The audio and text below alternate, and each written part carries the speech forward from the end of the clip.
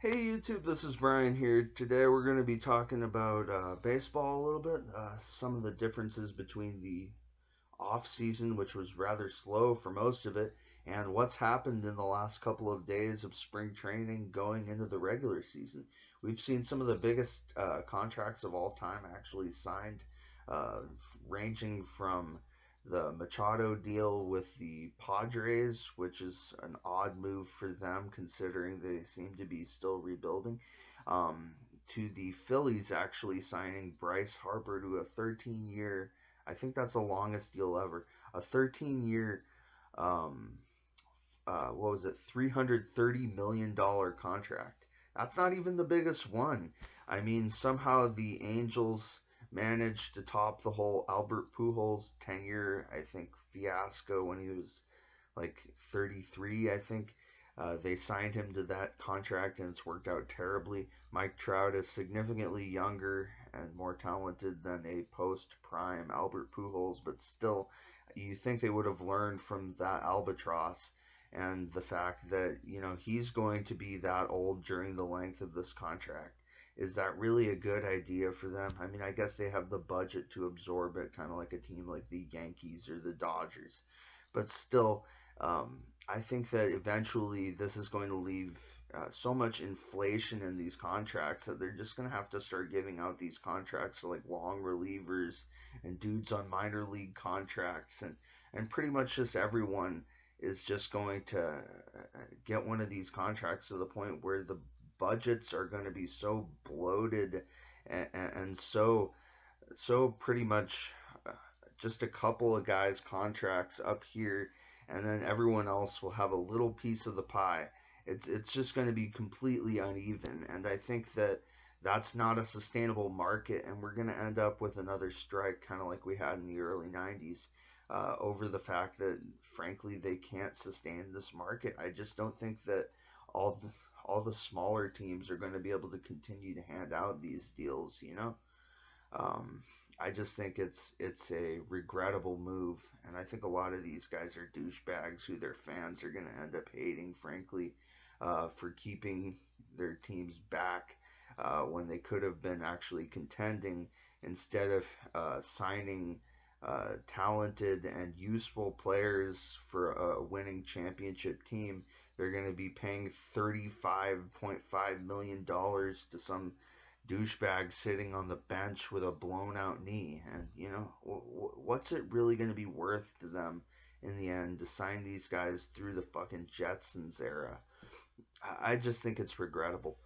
Um, if any of you guys are able to find a longer deal than Trout's or a more expensive one, um, please tell me because I'm interested. If you find some random thing from like Major League Soccer in 2005, I don't really care where it's from. I just would be interested by the topic. Anyways, but yeah, hopefully the Giants can make it into a wild card game at least this upcoming season. They're expected to do pretty badly, I think. They don't have an impressive like opening day lineup that's predicted for them. I was reading, like I think like, Holland is going to be their number two starting pitcher. I mean, Bumgarner obviously is a great number one to have, but uh,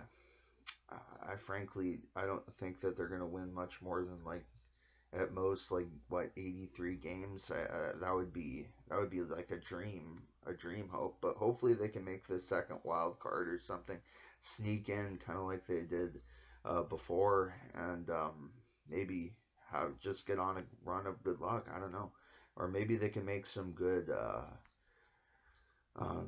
trades at the midseason marker and actually beef up their team a little bit.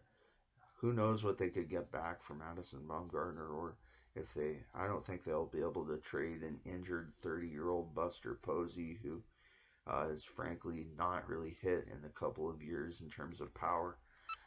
But yeah, none of these contracts, just to sum up what I'm really talking about here, what I'm really talking about here is that this offseason has gone from being completely flat and nothing happening to it pretty much going crazy, and now there's there's these big multi like $100 million extensions being handed out to like mid-level guys seemingly. I don't know.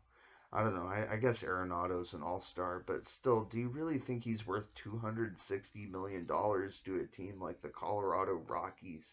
I mean, that just seems like a really bad deal. I mean, that's even more money than it is for your team or my team, because they have a smaller budget. I mean, that's probably like the Yankees signing a $500 million contract or something. Uh, I don't know. It only time will tell, like I said, whether or not these teams can absorb the contracts of these greedy, money-hungry douchebags. Um, and I think eventually this is going to cause some sort of collapse of the sports from the unsustainability of this perpetually inflating market. How are they going to keep paying guys this much more progressively? Look at when Mookie Betts becomes a free agent in a couple of years, I think, after the 2020 season. Isn't unless they extend him, and lots of guys have gotten extensions lately. Um, God, what is he gonna try to get in terms of?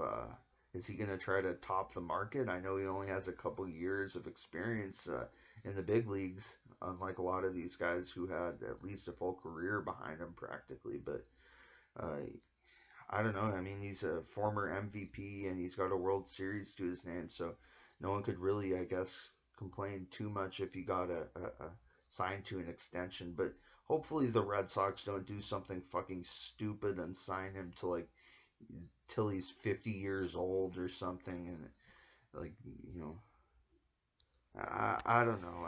I guess maybe some of these teams' fans, maybe they would be in favor of that. But I'm not. I really think this is bad for the sport. I think they should look at how these deals have worked out in the past, and they probably already know. It's not like these teams haven't done their research. Um, but they should really look a little closer and a little harder at how this has worked out in the past, and that it's always turned out badly pretty much. Look at how A-Rod limped along towards the end.